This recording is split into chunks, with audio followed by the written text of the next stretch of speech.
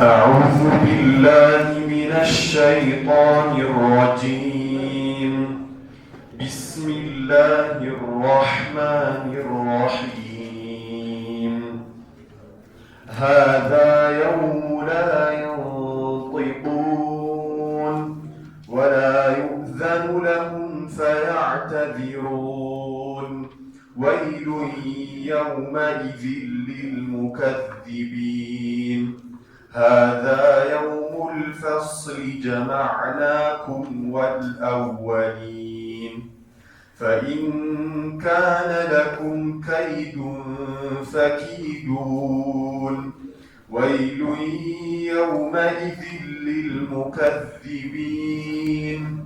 إن المتقين في ظلال وعيون وفواكه مما يشتهون كلوا واشربوا هنيئا بما كنتم تعملون. إنا كذلك نجزي المحسنين. ويل يومئذ للمكذبين. كلوا وتمتعوا قليلا إنكم مجرمون. ويل يومئذ للمكذبين. وإذا قيل لهم اركعوا لا يركعون. ويل يومئذ للمكذبين. فبأي حديث بعده يؤمنون.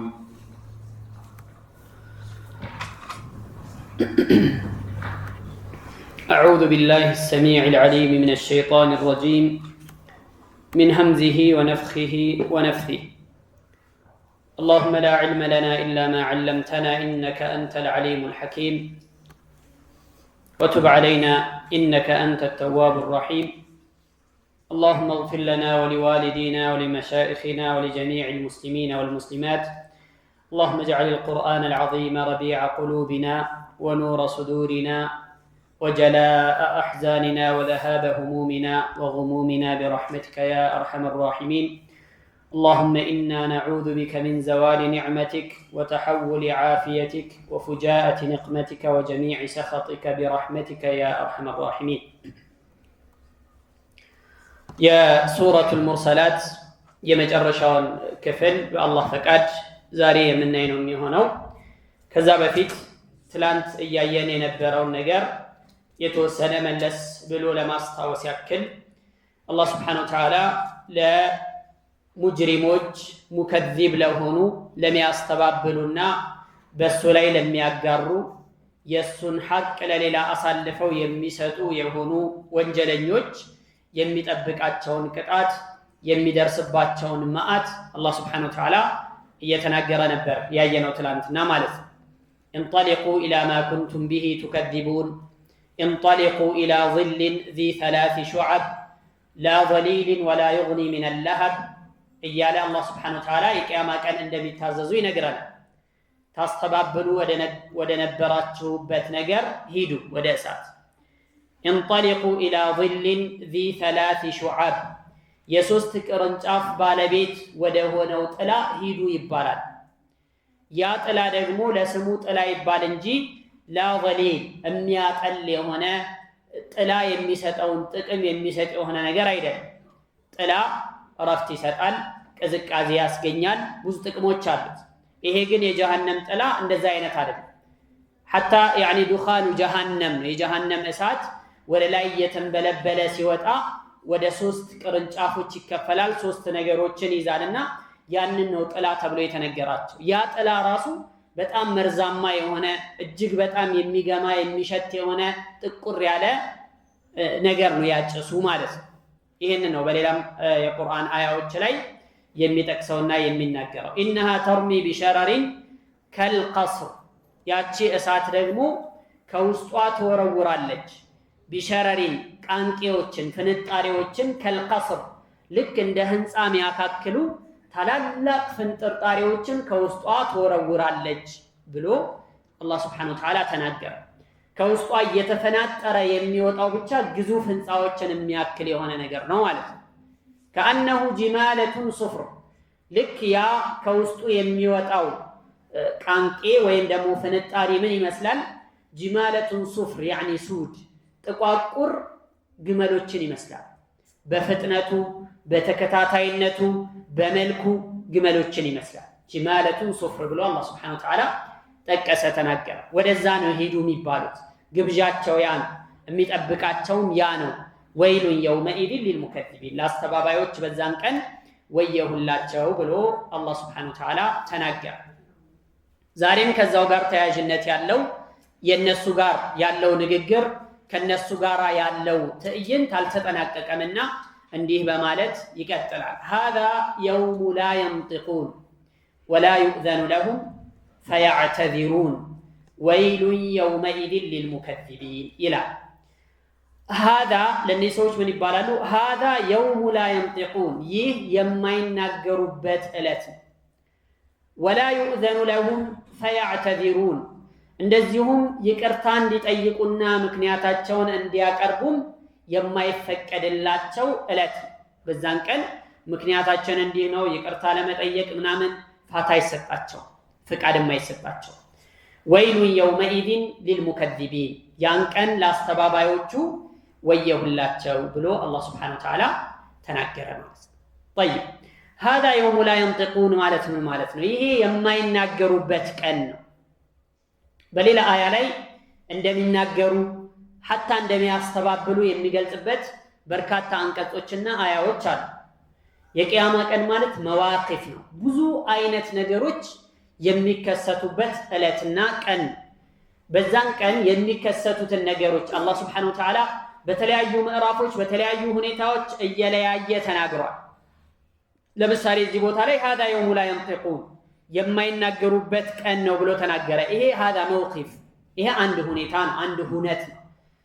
ሌላ ጊዜ ደግሞ እንደሚያስተባብሉ፣ እንደሚያስዋሹ፣ እንደሚምሉ፣ እንደሚገዘቱ ሁሉ የሚናገርበት ቦታም አለ። ሌላ ቦታ ቂያማ መዋቂፍ ነው። ብዙ ነገሮች የሚካሄድበት ብዙ ነገሮች የሚከሰቱበት ቀን ነው ማለት ነው። ስለዚህ ይሄ አንድ መውቂፍ፣ አንድ ሁኔታ ወይም አንድ ሁነት ነው የተነገረው ማለት ነው።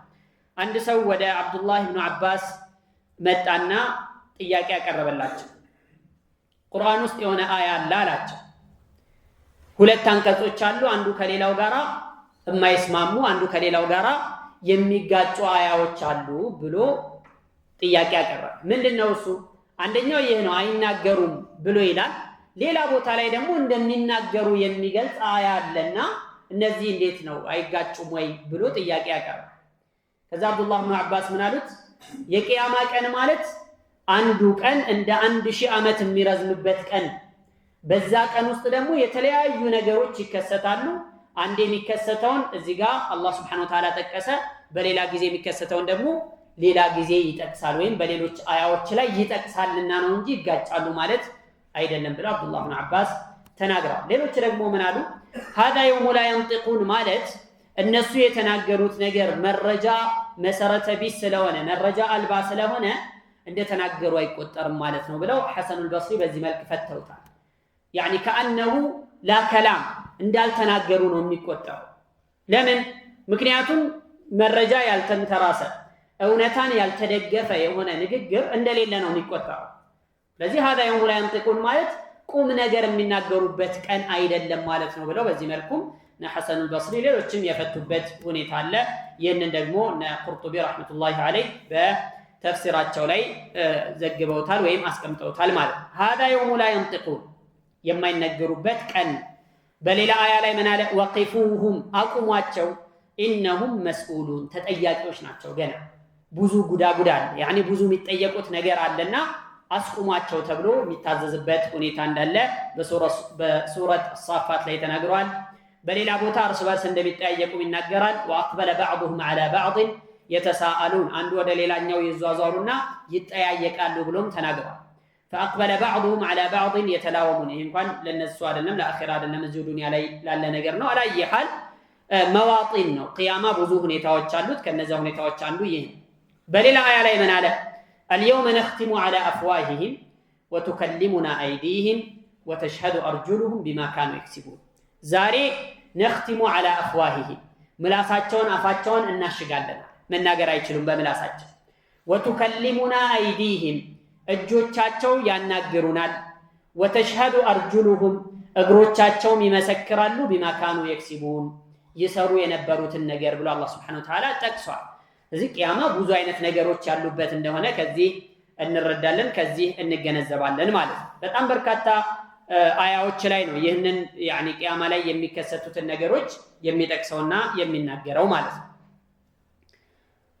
ጀነት ያለ ሒሳብ ያለ ምርመራ የሚገባ ሰው እንዳለ ሁሉ ጀሃነምም እንደዚሁ በአንድ ደረጃ ላይ ሆነው አይደለም ሰዎች ሲገቡ بعضها أشد من بعض አንዱ ከሌላው የባሰ አንዱ ከሌላው የከፋ እየሆነ ነው ጀሃነም ብዙ አዘቅቶች ናቸው ያሉት منهم من بلغت ذنوبه مبلغا كبيرا بحيث لا فائدة من الكلام معه ምንም ሊናገር ቢናገር ምንም ትርጉም አልባ የሆነ ወንጀሉ እጅግ በጣም የገዘፈና የበዛበት የሆነ ሰው አለ ولا يسمح له بالاعتذار عما سلف لا ሳለፈው ነገር ምክንያቱን እንዲያብራራ እንኳን ምንም ፍቃድ የማይሰጠው የሆነ ሰው አለ ولذلك يقول الله تبارك وتعالى ولا يؤذن لهم فيعتذرون ለነሱ አይፈቀድላቸውም فيعتذرون ይቅርታ ሊጠይቁ ዘንድ ምክንያታቸውን ሊናገሩ ዘንድ አይፈቀድላቸውም ብሎ አላህ Subhanahu Wa Ta'ala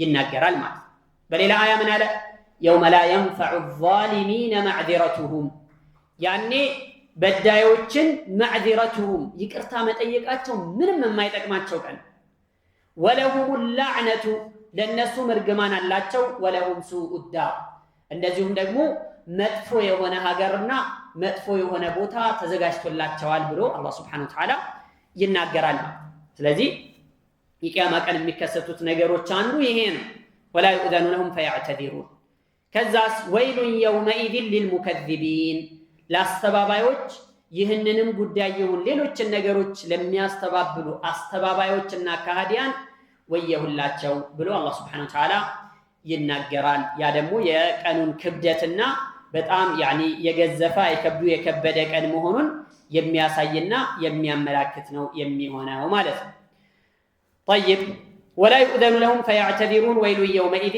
للمكذبين ከዛ በኋላ አላህ Subhanahu Wa Ta'ala አስከትሎ ሰዎች የዛን ቀን ምንም አይነት መፍትሄ እንደሌላቸው ምንም አይነት የማምለጫና የመዳኛ መላ እንደሌላቸው ይገልጻል ሱብሃንአላህ የዛን ቀን ለመዳን የፈለገ ሰው መፍትሄውን ማዘጋጀት ያለበት ዛሬ ላይ ነው ዱንያ ላይ ያለ ሩሑ ሳትወጣ ዱንያን ሳይሰናበት በፊት መንገዱን አስተካክሎ ሁኔታዎቹን አበጅቶ ለነገ የሚጠቅመኝ ነገሮች ብሎ አስተካክሎ መጠበቅ ያለበት ዛሬ ነው እንጂ ቂያማ ከመጣ በኋላ ያኒ ከሞተ በኋላ ምንም አይነት መፍትሄ ምንም አይነት መላ አያገኝም ማለት ነው ولذلك يقول الله تبارك وتعالى هذا يوم الفصل جمعناكم والأولين فإن كان لكم كيد فكيدون ويل يومئذ للمكذبين له هذا يوم الفصل يكن يملياو كن جمعناكم والأولين أدنانتنم ቀደምቶችንም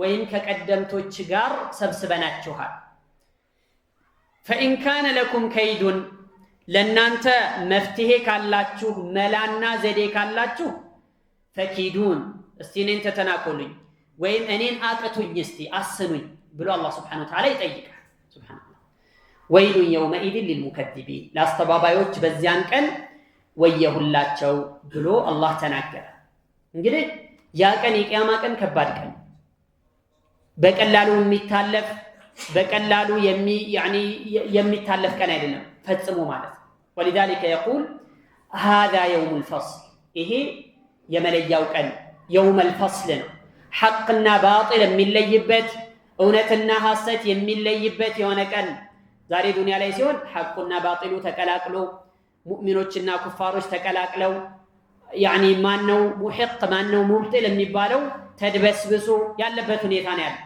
የቂያማ ቀን ሲሆን ግን አላህ Subhanahu Wa Ta'ala يفصل بين العباد በባሮች መካከል ፍርድ ይሰጣል ብይን ይሰጣል ማነው ሙሂቅ ማነው ሙብጢል ማነው ሐቅ ያዘው ማነው ባጢል ላይ የከረመው የሚባለው ነገር የሚለይበት የሆነ ቀን ነው هذا يوم الفصل الذي يفصل الله فيه بين الخلائق ويتميز فيه الحق من الباطل والسعداء من الأشقياء الدلنيوج كالدلبيسوج ملكاموج كمدفوج حقا يازو باطلا كبكتلوا مؤمنوج ككفاروج موحدوج كمشركوج يمن ليبت كان وامتازوا اليوم أيها المجرمون እንደሚለው ማለት ተለዩ ዛሬ ቀን ዛሬ ተለዩ ይባላሉ أيها المجرمون እናንተ አመፀኞች እናንተ ወንጀለኞች እናንተ ከሃዲያን ዛሬ ተለዩ እንፈሲሉ ይባላሉ ማለትና ያ የመለያው ቀን ነው هذا يوم الفصل ሚለው ይሄንን ከዛ ምን አለ جمعناكم أي أيها الكفار እናንተ ከሃዲያን ሆይ ሰብስበናችኋል والأولين ከቀደምቶች ጋር ቀደምቶችንም እንደሰበሰብነው ሁሉ احشروا الذين ظلموا وأزواجهم وما كانوا يعبدون من دون الله فاهدوهم إلى صراط الجحيم وقفوهم إنهم مسؤولون እንደሚለው ማለት ምንድነው የሚለው جمعناكم والأولين እናንተንም ከቀደምቶቹ ጋር ሰብስበናችኋል احشروا الذين ظلموا وأزواجهم ተጣማሪዎቻቸውን ቢጤዎቻቸውን አብራችሁ ሰብስቡ ይባላል ኩፋር የሆነው በአንድ ሙእሚን የሆነው በአንድ ይሰበሰባል ከዚህ ኡመትም ከነብዩ አለይሂ ሰላቱ ወሰለም ኡመትን ከሳቸው ፊት ከነበሩትም ህዝቦች እንደዚሁ ኩፋሮችም እንዲሰበሰቡ ይደረጋሉ ሙእሚኖችም እንዲሰበሰቡ ይደረጋሉ هذا يوم الفصل جمعناكم والأولين كمع الكفار السابقين كقدمت كهاديانوች ጋራ ሰብስበናችኋል من الأمم الماضية ካለፈው ህዝቦች ማለት فأنتم في صعيد واحد ሁላችሁም ደግሞ በአንድ ሜዳ ላይ ነው የምትሰበሰቡት كما جاء في الحديث حديث ላይ እንደተነገረው ينفذهم البصر በእይታ ማንንም የማይደበቅበት የሆነ ቀን ሰጥለጥ ያለ ሜዳ ላይ ሁሉም من أولهم إلى آخرهم ከመጀመሪያው እስከ መጨረሻው ሁሉም የሰው ዘር ተሰብስቦ የሚገኝበት ዕለት جمعناكم والأولين በእይታ ሁሉም የሚታይበት የሆነ ቀን የሚናገር አካል ንግግሩ ያንዳንዱ ጋር የሚዳረስበት የሆነ ቀን يسمعهم الداعي وينفذهم البصر እንደሚለው ማለት በእይታ ሁሉም ጋር ይዳረሳል لا تخفى منكم خافية እንደሚለው ማለት ነው በድምጽም ደግሞ እንደዚሁ ሁሉም ጋር يعني ይዳረሳል ድምጹ ማለት አልተሰማኝም የሚባል ነገር የለም የቂያማ ቀን በጣም ከባድ ነው የሚሆነው ማለት እና جمعناكم والأولين የሚለው ይሄንን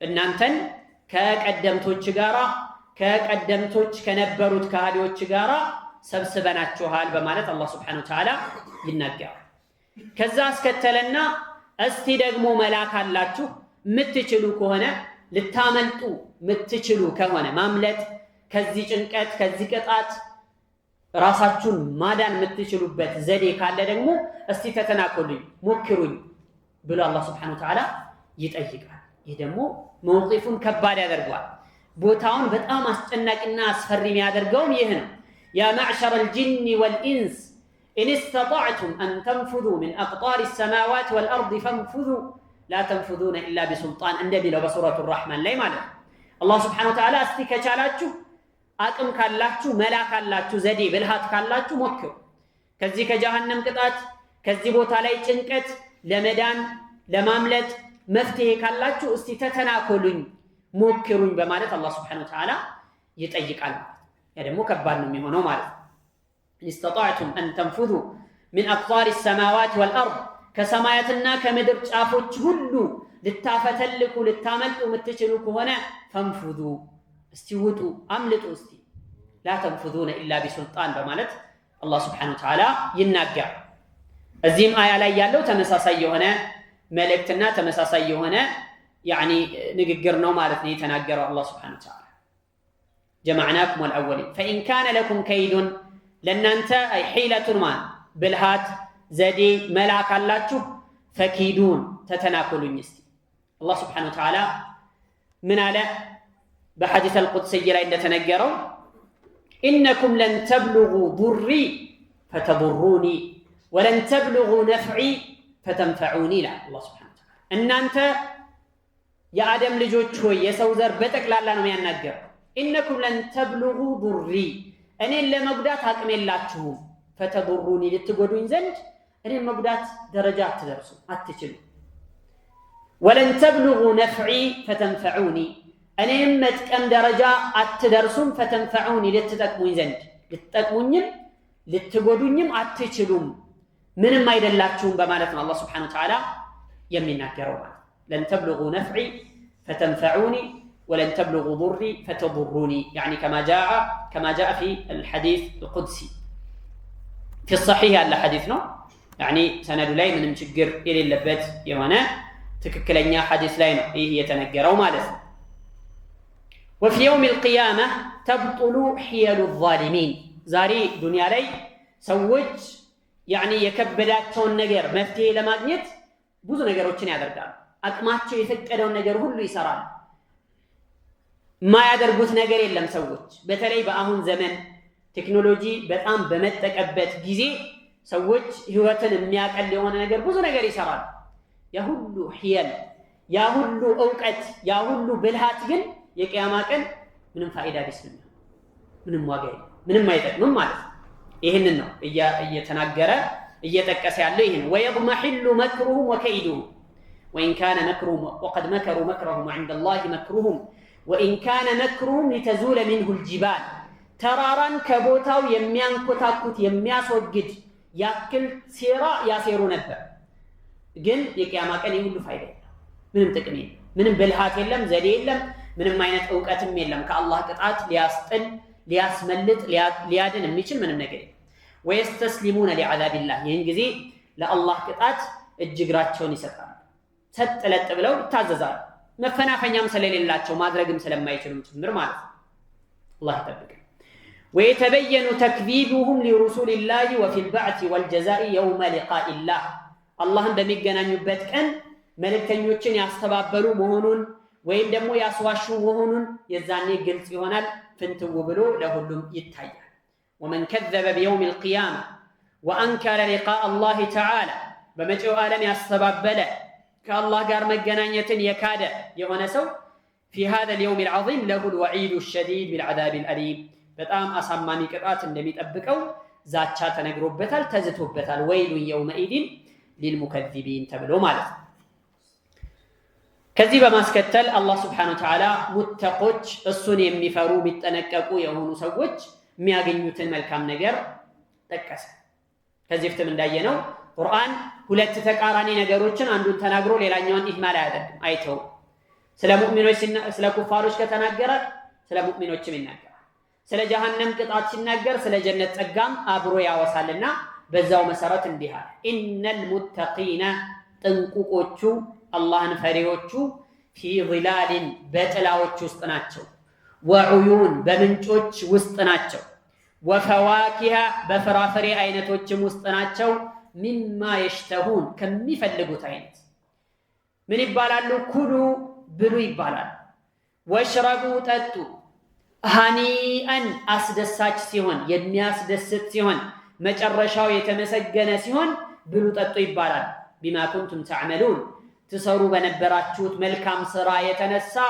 بسراتشوت ملكام سرا سبب بلو تتو عيزواتشهون تبلو يقابزالو بلو الله سبحانه وتعالى يمكن طيب إن المتقين في ظلال وعيون سين مجمريا سلا جحيم سوج سلا جهنم سوج هنيتا تناقروا نبا انطلقوا إلى ما كنتم به تكذبون انطلقوا إلى ظل ذي 3 شعب ودت لاهدوا تبلون دتعززوا بالفوت آية وشلايتنا لا ظليل ولا يغني من اللهب يما يستقلل كأساتم نبلبال يما يستقلق ودفنوا طلا ሂዱን እንደሚባሉ ተናግሮ ነበር አሁን ደግሞ እዚህኛው ላይ ስለ ሙእሚኖች የሚያገኙትን ጸጋ የሚጋበዙትን ግብዣ እየገለጸ ነው ኢነል ሙተቂና ፊ ظلال አላህን የሚፈሩ ሰዎች ጥንቁቅ የሆኑ ሰዎች ፊ ظلال በጥላዎች ውስጥ ናቸው ያሉት ወዑዩን በምንጮቹም ውስጥ ናቸው ያሉት ምንጮች አሉ ጀነት ውስጥ የሚያረኩ የሆኑ የሚጣፍጡ የሆኑ يعني የተለያዩ አይነት ምንጮች የውሃ ምንጭ ብቻ አይደለም ጀነት ውስጥ ያለው የወተት ምንጭ አለ የማር ምንጭ አለ የኸምር ምንጭ አለ እንደዚሁም ደግሞ የውሃ ምንጭ አለ ማለት ነው ጀነት ውስጥ በተለያዩ يعني በአትክልት ቦታዎች ላይ የሚዟዟሩ የሚሄዱ በፎቆች ስር እንደፈለጉ የሚያንቀሳቅሱት የሆነ ምንጮች አሏቸው አላህ እንደተናገረው ማለት ነው እነዛ ሰዎች በዛ ስቃይ ውስጥ ናቸው ያሉት። እነዚህ ደግሞ በዚህ ጸጋ ውስጥ ናቸው ያሉት። ሱብሃንአላህ የሁለቱ ልዩነት ሊወዳደር የሚችል አይደለም፣ ሊነጻጸርም የሚችል አይደለም ማለት ነው። ይሄ ሁሉ በምን መጣ ሲባል ዱንያ ላይ በነበረው ነገር ነው የመጣው። ዱንያ ላይ የነበረው ሁኔታ ነው ያንን እንዲለያይ የወሰነው፣ ሚናውን የተጫወተው የዱንያ ሁኔታ። ዱንያ ላይ ኢማናቸውን ይዘው አላህን ፈርተው ከሐራም ነገሮች እየተጠነቀቁ ተው ያኒ ነፍስያቸው የምትፈልገው ነገር ሆኖ ከማንኛውም ነገር ነፍስያቸው በልበል የሚላቸው ነገር ሆኖ ግን አይኔ አላህን ፈራለሁ ይቅርብኝ ብለው ለተውት ነገር አላህን ለፈሩበት ነገር ውጤት የቂያማ ቀን የሚያገኙት ይህ ሁሉ ጸጋና ደስታ የሚጠብቃቸው ፊ ظلال وعيون المتقين ብሎ የገለጸበት ገለጻ ይህንን ጸጋ ያገኙበትን ምክንያት አብሮ ይገልጻል። ምን ማለት ነው? እነዚህ ሰዎች ፊ ظلال وعيون ናቸው። የቶቹ ሰዎች ሙተቂን ብለዋል። እዚህ ደረጃ የደረሱት በተቅዋቸው ነው ማለት ነው። አላህን በመፍራታቸው ነው ማለት ነው። በመጠንቀቃቸው ሐራምን ነገር በመጠንቀቃቸው ነው ማለት ነው የሚለውን አብሮ አያይዞ የሚገልጽ የሚናገር የሚገልጽ አያ ነው ማለት ነው። ይህም ብቻም አይደለም፣ ወፈዋኪህ የተለያዩ የፍራፍሬ አይነቶችም አላቸው። በዛ ውስጥ ናቸው ያሉበት ኒዕማና ጸጋ የማይቋረጥ ስለሆነ በብዛት የሚያገኙት የሚያረካ ስለሆነ ውስጡ ላይ እንዳሉበት አድርጎ ነው የገለጸው። ፊ ظلال وعيون ምንጮች ውስጥ ናቸው። የማይቋረጥ ነገር ነው። እሱን ለማግኘት ብዙ ቦታ ለፍተው የሚሄዱበት ሁኔታ ያሉበት ቦታ ድረስ ይመጣላቸው። ወፈዋኪህ የፍራፍሬ አይነቶች ሁሉ አላቸው። ሚማ ይሽተሁን የሚፈልጉት የሆነ አንዳንዴ እኮ ሰው በቃ አማራጭ ስለሌለው ብቻ የሚጠቀመው የሆነ የምግብ አይነት ምናምን ሊኖር ይችላል። እነሱ ግን ፈልገውት ሚማ ይሽተሁን የሚፈልጉት የሚጓጉለት የሆነ የፍራፍሬ አይነቶች ሁሉ እዛ ጀነት ውስጥ አለላቸው። እዛ ውስጥ ናቸው ያሉት። ከዛ ምን ይባላሉ? ኩሉ ወሽረቡ ሀኒአን ይባላሉ። ብሉ ጠጡ፣ ሀኒአን አስደሳች ሲሆን መጨረሻው መልካም ሲሆን ብሉ ጠጡ ይባላል። ዱንያ ላይ እኮ የጣፈጠ ሁሉ ምግብ እኮ ሰውነት ላይሆን ይችላል፣ ጤና ላይሆን ይችላል። የሚጣፍጥ ደስ የሚል በትልቅ ደረጃ ያለው የተባለ ምግብ ሁሉ በልቶ ሰው ጤናማ ላይሆን ይችላል። ሊታመን ካበዛ ሆዴን ይላል። ከበዛበት እንደዚህ አይነት ምግብ ሲያበዛ ስኳር በሽታ አለብህ ይባላል። ወይም ደግሞ እንደዚህ በቃ ብዙ ነገሮች ይመጣሉ። ይህ ግን ሀኒአን ነው። ልብ በሉ መጨረሻው ማህሙድ አልዓቂባ ምንም መጥፎ ነገር አይመጣባችሁም፣ አብሽሩ፣ አይዟችሁ ተብሎ የሚነገራቸው። በዛ ላይ አለቀ ተብሎ የሚነገር ነገር የለም። ደግሞ ይሄ ለጤና ጥሩ አይደለም አታብዙ ምናምን የሚባልም ነገር የለውም። እዛ ላይ ሱብሃንአላህ ወላሂ የጀነት ኒዕማ በጣም ትልቅ ነው። ከዱንያ ጋር ሙቃረና ለማድረግ ለማነጻጸር ጭራሽ አይበቃም። ዱንያ ናት። ይህ ቃል ነው ሊገልጻት የሚችለው። ሰው ኒዕማ ላይ ጸጋ ላይ እንኳን ቢሆን በኋላ ምን ሊያመጣብኝ ይችላል ብሎ የሚሰጋበት ሁኔታ ብዙ ነው። ሰው ምንም ሳይቸግረው ገንዘብ ሳያጣ ምግብ የማይመገብ ሰው አለ። ሐኪም ከልክሎ ይሄን ምግብ እንዳትበላ ይሄን እንዳትበላ ተብሎ የሚመገበው ሁሉ በቃ ወይ የማይጣፍጥ ጨው የሌለው ምናምን ብዙ ነገሮች ይመጣሉ። ግን አኺራ ላይ ሲሆን ጀነት ውስጥ ሲሆን ግን ይሄ ሁሉ ነገር የለም። ሰላም ወረርሽኝ ተከሰተ የሚባል ነገር የለም። የሆነ ወባ ነገር ምናምን በቃ ራሴን አመመኝ ምናምን የሚባል ነገር የለም። ጸጋ ደስታ ነው። ሁሌም እዛ ውስጥ ያለው መቀማጠል ነው። እና ይህ ትልቅ ሀገር ለማግኘት ደግሞ ዛሬ የሚያስፈልጋል ነው ተቅዋ ያስፈልጋል። ይህ ተቅዋ ግን ቀላል ነገር አይደለም። አላህ Subhanahu Wa Ta'ala ይደግሳል። ኩሉ ወሽረቡ ሀኒአን ይባላሉ። ቢማ ኩንቱም ተዕመሉን ተሰሩ በነበራችሁት ስራ ምክንያት ዱንያ ላይ በሰራችሁት በለፋችሁት በተጣጣራችሁት በታገላችሁት ነፍስያችሁን ረግጣችሁ አሸንፋችሁ መልካም ነገሮችን በመስራታችሁ ምክንያት ብሉ ጠጡ ተብለው ይጋበዛሉ ብሎ አላህ Subhanahu Wa Ta'ala ይናገራል ማለት ነው። ወሉዱ አን ትልኩሙል ጀነቱ ኡሪስቱሙሃ ቢማ ኩንቱም ተዕመሉን ይባላል። ይጠራሉ የጀነት ሰዎች ምን ይባላሉ? አን ትልኩሙል ጀና ይቺያችሁ ጀነት ናት። ኡሪስቱሙሃ ቢማ ኩንቱም ተዕመሉን ስትሰሩ በነበራችሁት ስራ ምክንያት እንድትወርሷት የተደረጋችሁት ሀገር ናት ተብለው ይጠራሉ ብሎ አላህ Subhanahu Wa Ta'ala ተናግሯል በሌሎች አያዎች ላይ። ኢና ከዛሊክ نجزي المحسنين إنيا بذي ملكو አሳማሪዎችን መልካም ሰሪዎችን እንመነዳለን وهل جزاء الإحسان إلا الإحسان የመልካም መስራት የመልካም ስራ ውጤቱ ምንዳው መልካም እንጂ ምን ሊሆን ይችላል ብሎ በሱረቱ الرحمن ላይ ይናገራል وهل جزاء الإحسان إلا الإحسان የመልካም ስራ ውጤት ምንዳ መልካም ነው ሊሆን ይችላል ስለዚህ إنا كذلك نجزي المحسنين እኛም በዚህ መልክ አሳማሪ የሆኑ ሰዎችን ስራቸውን የሚሰሩ አሳምረው የሚሰሩ አላህ እንዲሰሩ ያዛቸው መልካም ስራዎች ላይ የሚሳተፉ ሰዎችን በዚህ መልክ እንመነዳቸዋለን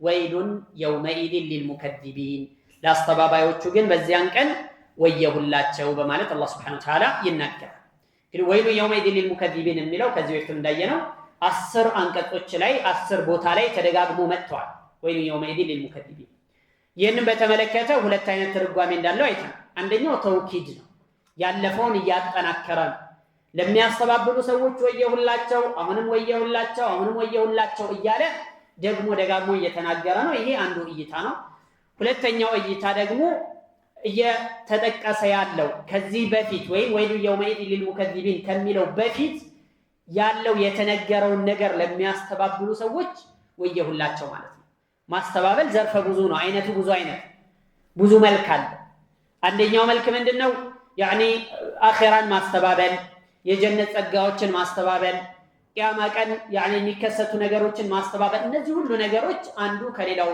እየተከተለ የሚመጣው ነገር ሁላ የሚመለከት ነው ማለት وكل هذا النعيم يكون في يوم القيامه لاهل التقوى والاحسان ቅድም የተነገሩ ጸጋዎች በተክላላ አላህን ለሚፈሩ ሰዎችና ስራቸውን ለሚያሳምሩ ሰዎች የተዘጋጀላቸው ኒዕማ መስራት ብቻ አይደለም የሚጠበቀው የሚፈልገው መስራት ብቻ ሳይሆን አሳምሮ መስራትም ያስፈልጋል ሲሰራ በምን አይነት መልኩ ነው የሚሰራው አላህ በሚፈልገው መልኩ ነው የሚሰራው ወይስ አላህ በማይፈልገው መልኩ ነው የሚሰራው እንዴት ነው የሚሰራው የሚለው ይታያል ማለት ነው ነብዩን አለይሂ ሰላቱ ወሰላምን ተከትሎ ነው የሚሰራው ወይስ ራሱ ደስ ባለው አካሄድ አዳዲስ ፈሊጥ የሆኑ የአላህ መልእክተኛ ያልሰሩትን ነገር ያላዘዙትን ነገር በዛ መልኩ ነው የሚሰራው እንዴት ነው የሚሰራው ተብሎ ይታያል ليبلوكم أيكم أحسن عملا الله سبحانه وتعالى موتنا هوتن فتران لمن ليبلوكم لفتناتشو لمكراتشو أيكم أحسن عملا من ننياتشو سراو يامار مهونن من نصراو يامار مهونن أي أصوبه وأخلصه تككلن ياسرانا لالله بتشات الرت تدرجو يتسرى سرا مسراو ما انه ميلون لما يتم اياتو احسن الميلون ايكم احسن عملا الميلون ሁለት ነገሮች አሉት ማለት ነው አንደኛው ኢኽላስ ለአላህ ብቻ ብሎ መስራት የሚሰራው ማንኛውም ስራ ትንሽም ይሁን ትልቅ ይብዛሚነስም ለአላህ ብቻና ብቻ ብሎ መስራት አላህ ያያየኝ ነው አላህ ይመነዳኛል አላህ ነው አጅሩን የሚሰጠኝ ብሎ የሚሰራው ነገር ለአላህ ብቻ ብሎ መስራት ማለት አንደኛው መስፈርት ነው ሁለተኛው መስፈርት ደግሞ ሰዋብ መሆን አለበት የሚሰራው ስራ ትክክል መሆን አለበት ትክክለኛ ነው አይደለም በምንድነው የሚመዘነው በነብዩ አለይሂ ሰላቱ ወሰለም ሱና ነው የሚመዘነው በእሳቸው መልክ ነው የሚመዘነው እሳቸው የሰሩት ነው እሳቸው ያዘዙበት ነው ወይም ሲሰራ አይተው ኢኽራር ያደረጉበት እውቅና የሰጡት ስራ ነው ወይስ ከዚህ ውጭ ነው ሰው በራሱ ፍላጎት ተነሳስቶ ምን አለበት ብሎ የሚሰራው ስራ ዋጋ ያስከፍላል ምን አለበት ከባድ ምን አለበት ብሎ መግሪብ 4 ረካዓ መስገድ አይቻልም ምን አለበት አላህን ያኒ ለአላህ ነው የሰገድኩት ሱጁድ ነው ያወረድኩት ሱብሃንአላህ ነው ያልኩት አላሁ አክበር ነው ያልኩት ምን ችግር አለው ብሎ 4 ረካዓ ቢሰግድ በጣም ከባድ ጥፋት አጥፍቷል ነብዩን አለይሂ ሰላቱ ወሰለም በጣም ከባድ በሆነ መልኩ ተቃርኗል ይሄ ነው መመዘኛው ስለዚህ ምን አለበት ሳይሆን መረጃ አለው ወይ ይህ ነገር የሚለው መታየት አለበት የሚሰራው ስራ ማለት ስለዚህ ሙህሲን የሚለው ሙኽሊስና ያኒ ስራውን በትክክል የሚሰራ የሆነ ሰው ነው ማለት ነው የሚለውን ከዚህ ልንረዳ እንችላለን በሱረት ሙልክ ላይ ያለውን አያ ጋር አስተሳስረን ማለት ነው ومن كذب بهذا اليوم فهو مهدد ومتوعد بعذاب الله تعالى ይህን ቀን ያስተባበለ ሰው በአላህ Subhanahu Wa Ta'ala ቅጣት የተዛተበት ነው ማለት ነው ولو لم يكن له من الويل سبحان الله ይሄ ደግሞ የሚገርም ነገር ወየሁለት ሲባል ይሄን ያስተባበለ ሰው ወየሁለት ሲባል ከሚደርስበት መጥፎ ነገሮች ሁሉ እንደው አንድ ነገር ያኒ ለምሳሌ የጀነት ሰዎች የሚያገኙት ኒዕማና ጸጋ አለ።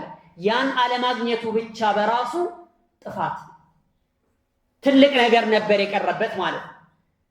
ያኒ فكيف به وهو متوعد بالنار እሳት አለበት ተብሎ ተዝቶበትስ እንዴት ሊሆን? ተቃራኒ ፍጹም ተቃራኒ የሆነ መውቂፍ ማለት ነው። የጀነት ሰዎችና የጀሃነም ሰዎች ጭራሽ የማይገናኙ፣ እነዚህኞቹ በስቃይ በቅጣት ውስጥ ሆነው እነዛ በጸጋና በድሎቱ ውስጥ ሆነው ፈጽሞ ሆድና ጀርባ የሆኑ ፈጽሞ ያኒ ሊነጻጸሩ የማይችሉ የተለያዩ አይነት ህዝቦች ናቸው ማለት የጀነት ሰዎችና የጀሃነም ሰዎች። ይህንንም የሚጠቅስ ይህንንም የሚያሳይ ቀጥሎ አላህ Subhanahu Wa Ta'ala የተናገረው ነገር አለ። فقال عز من قائل كلوا وتمتعوا قليلا إنكم مجرمون ويل يومئذ للمكذبين. كلوا بلوا وتمتعوا قليلا ጥቂትም ተጣቀሙ إنكم مجرمون እናንተ አመፀኞች ናችሁ ወንጀለኞች ናችሁ። ويل يومئذ للمكذبين የት ነው? አኺራ ላይ ነው? لا كلا والف كلا አኺራ ላይ ብሉ የሚባሉት የሚጋበዙት መልካም ነገር የላቸው ዱንያ ላይ ነው። ግድ የለም ኩሉ ወተመተዑ ብሉ እንደፈለጋችሁ ዱንያ ላይ ሐላል ሐራም ምናምን ለምን ምን አስጨነቃችሁ? ካፊሮች ያሉበትን ሐለት ነው የሚጠቅሰው። ወተመተዑ ተጠቀሙ ተደሰቱ። ምንድነው የሚያደርጉት ኩፋሮች ዛሬ? ደስታ ሊያመጣልን ይችላል ብለው የሚያስቡት እያንዳንዱ ነገር ማንኛውም ነገር ያደርጋል። ይህንን ነው እያላችሁ ያለው ኩሉ ወተመተዑ ቀሊላ። የተወሰነ ጊዜ ነው ዱንያ የምትቆዩበት ጊዜ ጥቂት ነው፣ ብዙ አይደለም። ብትቆዩ 70 80 100 ዓመት ብትቆዩ ለዚህን ያክል ጊዜ ግን ተጠቀሙ። ذرهم يأكلوا ويتمتعوا ويلههم الأمل فسوف يعلمون እንደሚለው ማለት ተዋቸው። يأكلوا ويتمتعوا ይመገቡ ይጣቀሙ ይደሰቱ ويلههم الأمل ይሄ ተስፋ ምኞት ያዘናጋቸው فسوف يعلمون ወደፊት ሳያውቁ አይቀርም ብሎን አላህ Subhanahu Wa Ta'ala ይናገረው ማለት እዚህ ዱንያ ላይ ብትበሉ ብትጠጡ ብትደሰቱ ሲራጥ የሚያሻግራችሁ እንዳይመስላችሁ፣ ቀብርን የቀብርን ጥያቄ እንድትመልሱ የሚያደርጋችሁ እንዳይመስላችሁ። ኩሉ ወተመተዑ ቀሊላን ኢነኩም ሙጅሪሙን አመፀኞች ናችሁ፣ ከሃዲያን ናችሁ፣ ወንጀለኞች ናችሁ፣ ግን ብሉ ጠጡ ግድ የለም። አላህ Subhanahu Wa Ta'ala ነብዩ አለይሂ ሰላቱ ወሰላም እንደሚናገሩት ዱንያ ለው ካነት الدنيا تزن عند الله جناح بعوضة አላህ ዘንድ የትንኝ ክንፍ ያክል እንኳን ዋጋ ቢኖራት ኖሮ ዱንያ ማሰቃ ካፊራን ሸርበተ ማ ለካፊር ለሱ ለሚክድ ሰው አንድ ኩባያ ውሃ እንኳን አያጠጣውም ነበር ብሎ ነው ነብዩ አለይሂ ሰላቱ ወሰላም የተናገሩት። ዋጋ ስለሌላት ዱንያ ማለት እና ይህንን በሚያሳይ መልኩ በሱረቱ አሊ ዒምራን ላይ ምንድነው የሚለው አላህ Subhanahu Wa Ta'ala لا يغرنك تقلب الذين كفروا في البلاد متاع قليل ثم مأواهم جهنم وبئس المهاد. لا يغرنك اندا يزناغاه اندا يتالله تقلب الذين كفروا في البلاد የነዚያ የካሃዲያኖች በየሀገሩ መንፈላሰሳቸው ከሀገር ወደ ሀገር እንደፈለጉ መዝናናታቸው እንደፈለጉ መዟዟራቸው እንዳይሸነግለ ሐቅ ላይ ያሉ እንዳይመስል አንዳንድ ሰው ይታለላል ይሸወዳል። አላህ Subhanahu Wa Ta'ala ለነዚህ ሰዎች በሱ እየካዱ በሱ እያስተባበሉ እሱን እየተሳደቡ ዲኑን ያኒ መልእክተኞችን ነብያቶችን አማኞችን ግፍ እየፈጸሙባቸው እንዴት ነው በዚህ ደረጃ እንዲጠቀሙ በዚህ ደረጃ እንዲዝናኑና ኒዕማ የተባለ ጸጋ የተባለ እንዲያገኙ የፈቀደላቸው ለምንድን ነው ብሎ የሚጠይቅ የዋሰዋል። ዱንያ ምንም ስላልሆነ ነው መልሱ። አላህ Subhanahu Wa Ta'ala ይህንን የሚሰጣቸው ያኒ ከቅጣታቸው ላይ ሌላ ቅጣት ሊጨምርባቸው ስለፈለገ فلا يغررك تقلب الذين كفروا في البلاد እንደው ምንድነው የሚለው ሱረቱ الزخرف ላይ ያለው አያ ሁሌ ይገርመኛል። አላህ ምን ይላል? من على بسورة الزخرف لا لجعلنا لمن يكفر بالرحمن لبيوتهم سقفا من فضة ومعارج عليها يظهرون الدنيا لو مجمرة ولبيوتهم أبوابا وسررا عليها يتكئون وزخرفا وإن كل ذلك لما متاع الحياة الدنيا والآخرة عند ربك للمتقين لا سورة الزخرف لا مالت من مالتنا እቺ ዱንያ አላህ ዘንድ ምንም ቦታ የላትም ዋጋ የላትም። አላህ ስብሓነሁ ወተዓላ ዘንድ ዋጋ ቢኖራት ኖሮ ለካፊር አንድ ጉንጭ ውሃ እንኳን አያጠጣውም ነበር። ምን አለ በሱረቱ ዙኽሩፍ ላይ ወለውላ አን የኩነ ናሱ ኡመተን ዋሂዳ ሰዎች ሁሉ አንድ ህዝብ ይሆናሉ ተብሎ ባይፈራ ኖሮ አለ አላህ ስብሓነሁ ወተዓላ። አንድ ህዝብ ማለት ሁሉም ኩፋሮች ሁሉም ከሃዲያኖች ይሆናሉ ተብሎ ባይፈራ ኖሮ ለጀዐልና ባደረግን ነበር ሊመን የክፉሩ ቢራሕማን በአላህ ለሚክዱ ሰዎች እናረግላቸው ነበር። ለሚያምኑት እኮ ሳይሆን ለሚክዱት ማን ለካህዲያኖች ለካፊሮች እናረግላቸው ነበር። ምን ሊቡዩቲህም ለቤቶቻቸው ሱቁፈን ሚን ፊዳ ጣራውን ከብር የተሰራ ወመዓሪጃ ዐለይሃ የዝሀሩን መወጣጫም እንደዚሁ ወጥተው የሚዝናኑበት የሆነ እናረግላቸው ነበር። ቤታቸው በወርቅ በብር የተሰራ ሊሆን ማለት ነው። ወሊቡዩቲህም ለቤቶቻቸውም አብዋበን በሮችን ወሱሩረን ዐለይሃ የተኪኡን የሚደገፉበት የሚዝናኑበት የሚቀማጠሉበት አልጋዎችንም እናረግላቸው ነበር። ወዙኽሩፈን የተለያዩ ጌጣጌጦችን በወርቅ በምናምን ያሸበረቀ ሁሉ ማለት ነው እናረግላቸው ነበር ለካህዲያኖች። ግን ወኢን ኩሉ ዛሊከ ለማ መታዑል ሐያት ይህ ሁሉ ግን የዱንያ ህይወት የምድራዊ ዓለም መጣቀሚያ እንጂ ሌላ አይደለም፣ ዋጋ የለውም። ወልአኺረቱ ዒንደ ረቢከ ሊልሙተቂን አኺራ አላህ ስብሓነሁ ወተዓላ ዘንድ ጌታ ዘንድ ሊልሙተቂን አላህን ለሚፈሩት ብቻ የተዘጋጀ። ዱንያ ላይ ሁሉም ሰዎች ይከፍራሉ ባይባል ኖሮ እንደዚህ አድርገን ጸጋ እንሰጣቸው ነበር እናቀማጥላቸው ነበር ነው የሚለው። ስለዚህ እንዳትሸነገር እንዳይመስልህ፣ ሐቅ የያዙ እውነት የያዙ ብለህ እንዳታስብ። እነሱ ዛሬ ላይ እንደፈለጉ ስለሆኑ እንደፈለጉ ስለተንፈላሰሱ አላህ ምንም ማያደርጋቸው ምንም ማይላቸውም ብለህም አታስብ። አላህ ስብሓነሁ ወተዓላ ዩምሂሉ ወላ ዩህሚል ጊዜ ይሰጣል እንጂ አይተዋቸው ማለት ነው። ስለዚህ መታዑን ቀሊል የትንሽ መጣቀሚያ ነው ይሄ። ثم مأواهم جهنم ከዚያም መኖሪያቸው ጀሃነም ነው። ወቢእሰል ሚሃድ የከፋ ምንጣፍ ማለት ደግሞ ጀሃነም፣ ከዛ የከፋ ምንጣፍ የለም። እና የነሱ ነገር እንዳይሸነግልህ እንዳያታልልህ። ኑመቲዑሁም ቀሊላን ثم نضطرهم الى عذاب غليظ የተወሰነ እናጣቅማቸውና ከዛም ከባድ ወደ ሆነው ቅጣት እናስገድዳቸዋለን ይላል። መታዑን ፊ ዱንያ ثم ኢለይና መርጂዑሁም በዱንያ ትንሽ ቀን ይጠቀማሉ ከዚያም ወደኛ ይመለሳሉ ብሎ አላህ ሱብሓነሁ ወተዓላ ተናገረ ማለት። ኩሉ ወተመተዑ ቀሊላን ኢነኩም ሙጅሪሙን ወይሉን የውመኢዝን ሊልሙከዚቢን ለአስተባባዮች በዚያን ቀን ወየሁላቸው በማለት አላህ ሱብሓነሁ ወተዓላ ይናገራል ማለት ነው። ጠይብ ሌላው ጥፋታቸውና ወንጀላቸው ምንድን ነው? ወኢዛ ቂለ ለሁም እርከዑ ላ የርከዑን ወኢዛ ቂለ ለሁም እርከዑ አጎብድዱ ሩኩዕ አድርጉ ለአላህ ስገዱ ሲባሉ ላ የርከዑን አያጎበድዱ አይሰግዱ። ወይሉን የውመኢዝን ሊልሙከዚቢን ለአስተባባዮች በዚያን ቀን ወየሁላቸው በማለት አላህ ስብሓነሁ ወተዓላ ሌላኛው ምክንያታቸውን ተናገረ። የጀሃነም ሆነው እንዲፈረድባቸው ያደረጋቸው ሌላው ምክንያታቸው ምንድን ነው ሲባል ሰላት የሚባል አያውቅም። ስገዱ ሲባሉ ላ የርከዑ አይሰግዱ። መስገድ የሚባለው ነገር ተዋዱዕ ነው፣ መተናነስ ነው፣ ዝቅ ማለት ነው። ለአላህ ስብሓነሁ ወተዓላ እጅ የመስጠት ማሳያ ነው። ሰው አሽረፉ ማ ፊ በደኒሂ የሰው ልጅ አካሉ ላይ ካለው ያኒ ከሰውነቱ ላይ የተከበረው ቦታ የት ነው? ፊት ነው።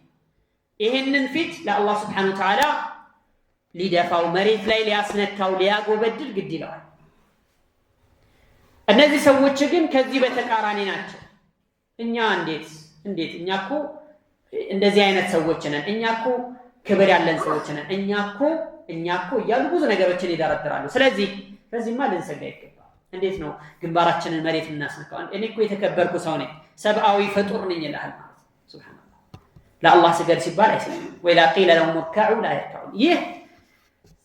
ይህ አያ ኩፋሮችን ብቻ የሚመለከትም አይደለም። ሙስሊም ነን ብለው ሰላት የማይሰግዱ ሰዎችን ይመለከታል። ሙስሊም ነው ለስሙ፣ ግን ሰላት ስገድ ሲባል የስተክቢር ወየስተእኒፍ ይጸየፋል ማለት ነው። እንዴት ነው ግንባሬን መሬት ማስነካው ይላል። ይሄ ከባድ።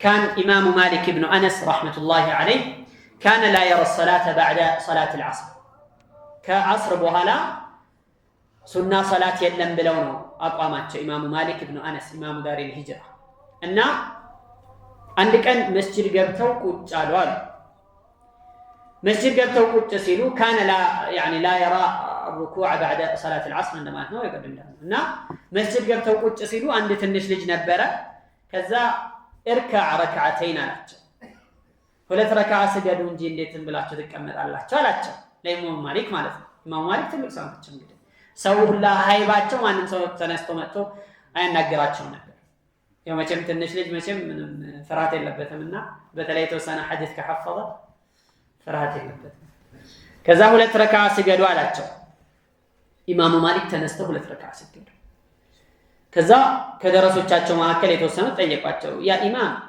كنت لا ترى الركعه بعد صلاه العصر ከአስር ሶላት በኋላ እኮ ሱና የለም ነው አቋማችሁ ያስተማራችሁ እንደዛ ነውና ለምንድነው ታዲያ አሁን ተነስታችሁ የሰገዳችሁት አሏቸው አይ መስጂድ መጥቼ ስቀመጥ ይሄ ትንሽ ልጅ ስገድ እርካዕ ብሎ ሲለኝ እንቢ እንዳልል እዚህ አያ ውስጥ እንዳልገባ ሰግቼ ነው የሰገድኩት ወይዳ ቂለ ለው ሙርካዑ ላ የርካዑን ስገዱ ሲባሉ አይሰግዱም የሚለው ውስጥ እንዳልካተት በቃል ደረጃ እንኳን ዛሂራን ማለት ነው ምናልባት እኮ እነሱ ምክንያት አላቸው አይደል ስለማይሰገድ ነው በቃ መረጃ የለው ምናምን ብለው ምክንያታቸውን ያቀርባሉ አላቸው ምክንያት ግን ዛሂሩ እዚህ ውስጥ እንዳልገባ ብዬ ነው ተነስቼ የሰገድኩት በማለት ኢማሙ ማሊክ ኢብኑ አነስ ተናገሩ ማለት ሹፉ አተዋضع ለሐቅ ነገር ያላቸው መተናነስ ሐቅ ነገር ሲነገራቸው ቁርአን ሲነገራቸው ያላቸው ተቀባይነት ምን ያክል ነው ቁርአን ሲነበብላቸው ዑመር ኢብኑ ኸጣብ ካነ ወቃፈን عند كتاب الله عز وجل اتق الله ከተባለ ካለበት ከፈረሱ ላይ ወርዶ ስጁድ ያረግ ነበር ዑመር እና እነዚህ አይነት ነገሮች አሉ እነዚህ አያዎች ላይ የሚገቡ ብዙ ነገሮች አሉ ኢንሻአላህ ከአሁን በኋላ እንመለስበታለን نعم واذا قيل لهم اركعوا لا يركعون لا الله سبحانه وتعالى ركوع አድርጉ አጎብድዱ ሲባሉ እሺ ብለው ታዛዦች አይሆኑ ምክንያታቸው ሌላኛው ምክንያታቸው ጀሃነም እንዲገቡ ያስፈረደባቸው ሌላኛው ጉዳይ ይሄ ነው ሰላት አይሰግዱም ነበር ማለት ነው قال مقاتل ابن حيان نزلت هذه الآية في ثقيف بثقيفوش مكنيات ነው የወረደችው አንቀጽ ተብሏል لأنهم امتنعوا عن الصلاة وقالوا للنبي صلى الله عليه وسلم حط عنا الصلاة ثقيفوች ሲሰልሙ ለነብዩ አለይሂ ሰላቱ ወሰለም ምን አሏቸው እኛ እስልምና እንቀበላለን እንሰልማለን ግን ስገዱ የሚለው ነገር ተውልን እኛ መስገድ አንፈልግም አላቸው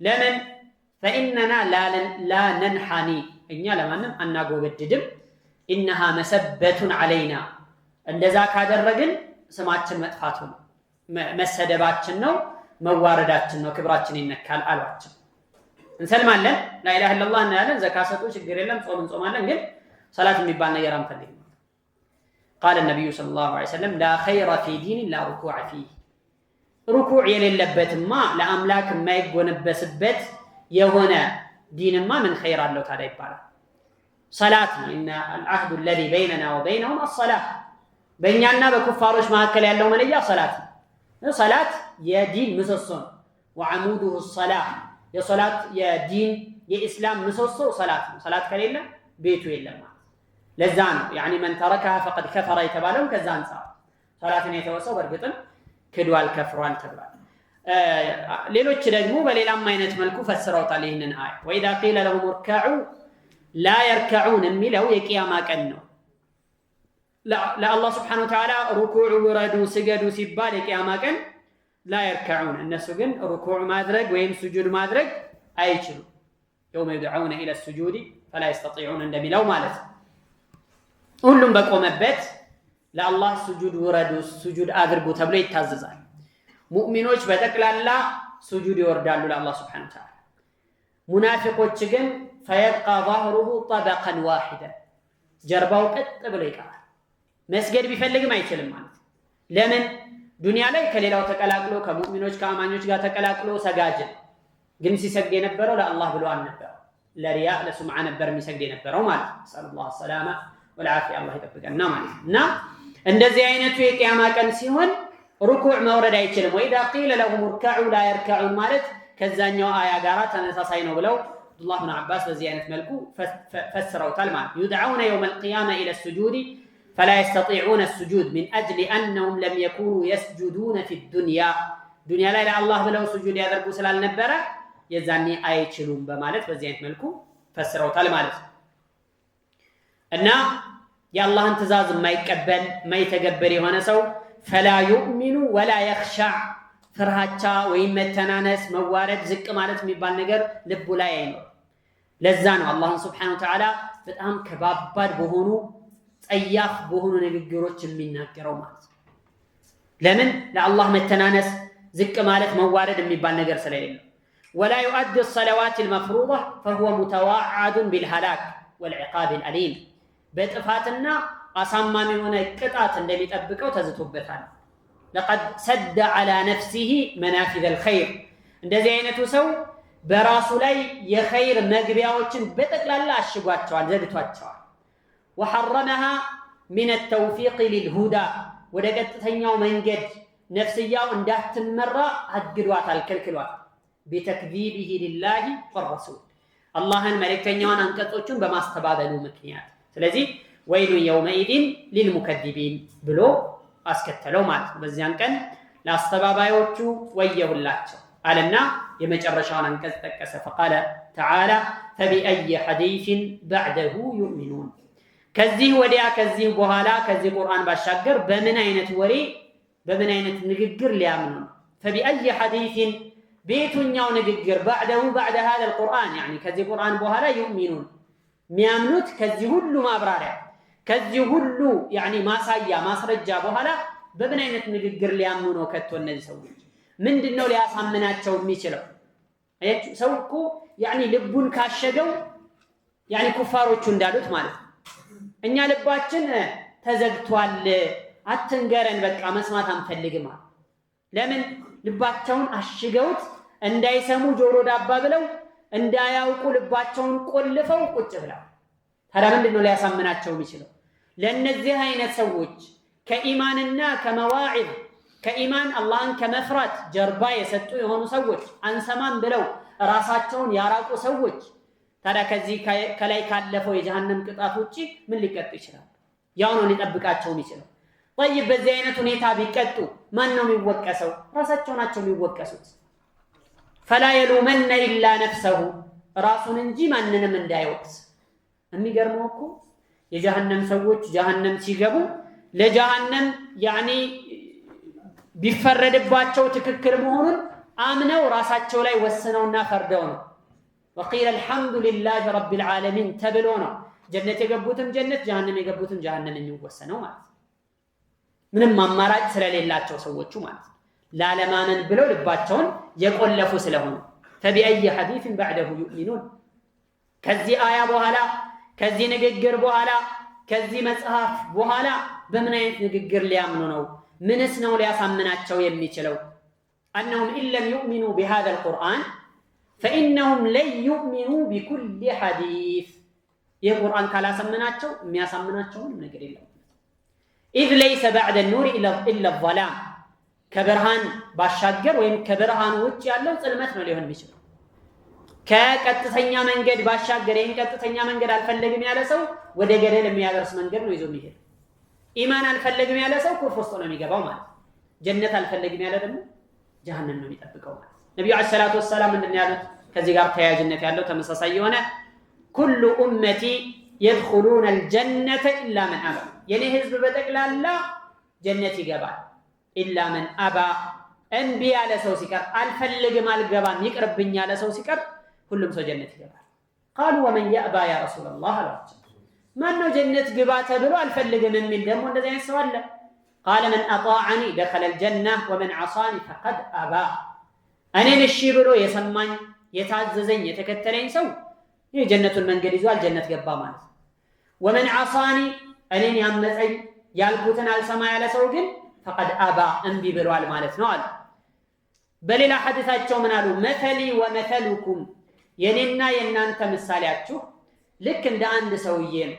ያ ሰው እሳት አቀጣጠለ እሳት አነደደ فجعل الفراش የተለያዩ ነፍሳቶች ወደዛ ነገር ወደዛ እሳት እየበረሩ እንደ እሳት ራት እንደሚባሉት ነፍሳቶች ማለት እየመጡ እሳት ውስጥ ለመግባት ይሞክራሉ። وهو يذبهن عنها እሱ ደግሞ እሳት ውስጥ እንዳይገቡ ይከለክላቸዋል። እያፈተለኩ እየመጡ እሳት ውስጥ ይገባሉ፣ ይወድቃሉ። وأنا آخذ بحجزكم عن النار እኔ መታጠቂያችሁን ይዤ ከእሳት እየጎተትኩኝ አትሂዱ አትግቡ እያልኩኝ እጎትታችኋለሁ።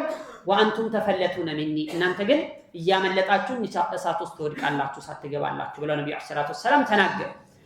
በሰዎች ይህንን ቁርአን እስከመጣላቸው ድረስ ይህን መልእክት እስከሰሙ ድረስ ሊያምኑና ሊቀበሉ ግድ ይላቸዋል።